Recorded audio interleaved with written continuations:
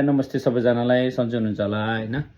सोल्टी momo and सोल्टी मार्टको तर्फबाट आज चाहिँ म तपाईहरुलाई मेरो मनमा लागेको कुरा भन्दैछु, सानो कुरा शेयर गर्दैछु हैन।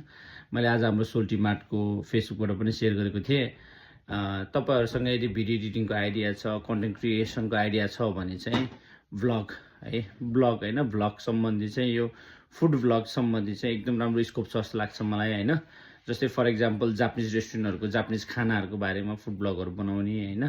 त्यो नेपाली ल्याङ्ग्वेजमा बनाए पनि युट्युब हैन, फेसबुक अनि टिकटक तिर बनाउन हाल्नु भयो भने आई थिंक तपाईहरुले चाहिँ राम्रो पैसा कमाउन सक्नुहुन्छ अनि फ्युचरमा पनि जस एउटा प्लेटफर्म क्रिएट गरेपछि त केही न केहीबाट तपाईको फ्युचर पनि सेक्युर हुन्छ हैन।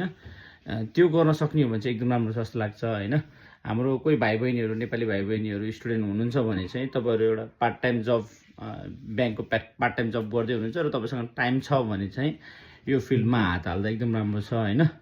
नेपाली ल्याङ्ग्वेजमा त भइहाल्यो। अब इंग्लिश ल्याङ्ग्वेज सम्बन्धी तपाईसँग भिडियो कन्टेन्ट छ भने त अब आजकल एआई टुल युज गरेर इंग्लिशमा पनि भिडियोहरु बनाएर युट्युब च्यानलहरु बनाएर हैन, फेसबुक पेजहरु बनाएर तपाईले पैसा चाहिँ राम्रो कमाउन सक्नुहुन्छ हैन।